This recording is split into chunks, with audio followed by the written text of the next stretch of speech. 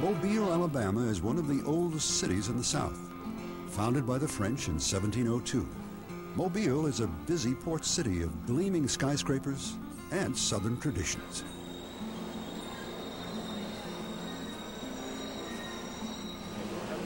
Have a great day.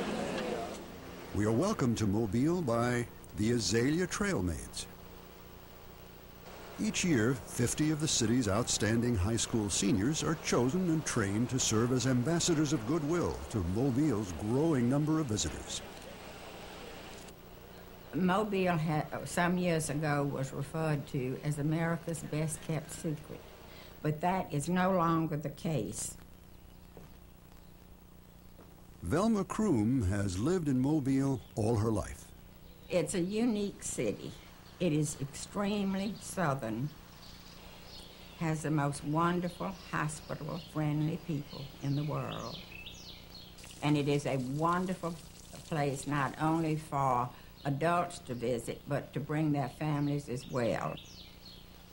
It's different in that we appear to be laid back, but don't let that fool you. We're really with it every minute. As visitors come into Mobile, Fort Condy would be a wonderful place to start your tour. It is a replica of the original French fort built in 1704.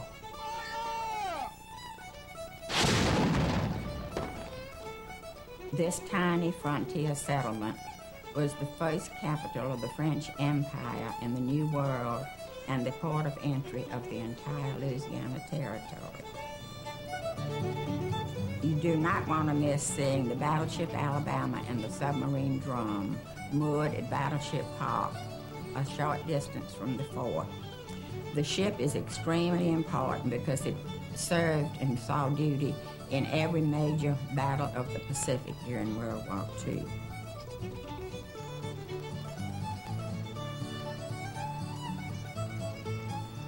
Mobile has preserved much of its past.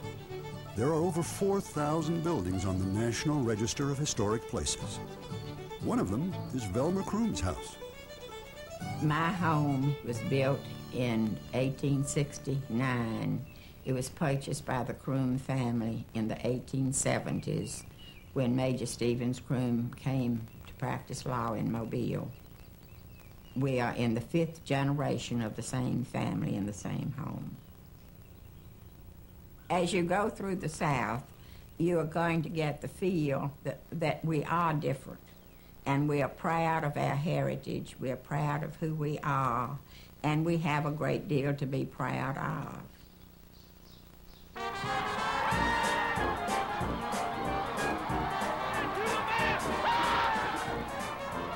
One of Mobile's proudest traditions is Mardi Gras. And as just about everyone in town will tell you, Mobile is the birthplace of Mardi Gras. And they may not tell you this in the Crescent City, but here in the Port City, we will assure you that Mardi Gras was founded here in 1703. The concept was not taken by us to New Orleans until 1847. Gordon Tatum is with the Museum of Mobile. In Mobile, we are more of a family-type situation.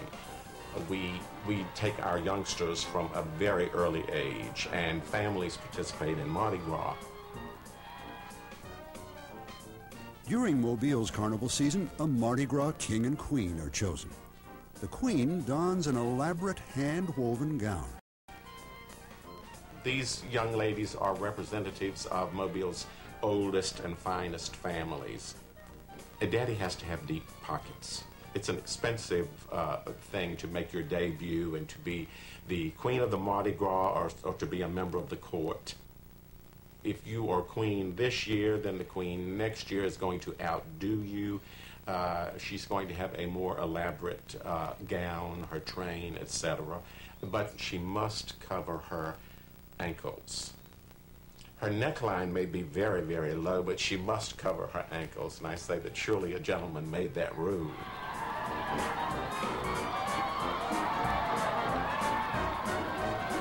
Mardi Gras is a fun time.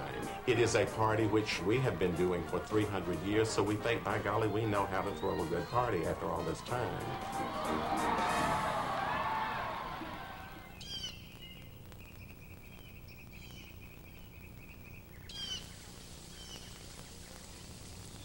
Mobile is the azalea city with more than 50 varieties blooming each spring. A few miles outside of Mobile, 250,000 azaleas can be seen at one of the South's premier gardens, Bellingrath Gardens and Home. When he purchased the land in 1917, Coca-Cola bottling pioneer Walter Bellingrath planned to make this his country getaway. His wife had something grander in mind. This would still be a fishing camp if it wasn't for Mrs. Bellingrath and her love of flowers. Tom McGee is Bellingrath's museum director.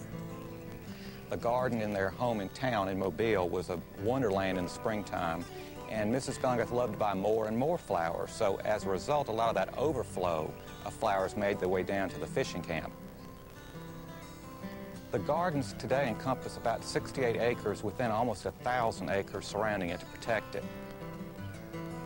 The number one flower that we're known for are the azaleas, which is what Mrs. Bellingrath collected from across the Gulf Coast, from old plantation sites, from nurserymen.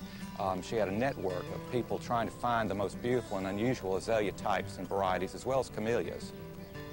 And we're talking about hundreds of thousands of plants in all colors of the rainbow. And I think that's what makes it special. Mr. Bellingrath used to say that the gardens that he and his wife created were like a beautiful lady with 52 different gowns, one for every week of the year, that it's that kind of a change consistently throughout the year.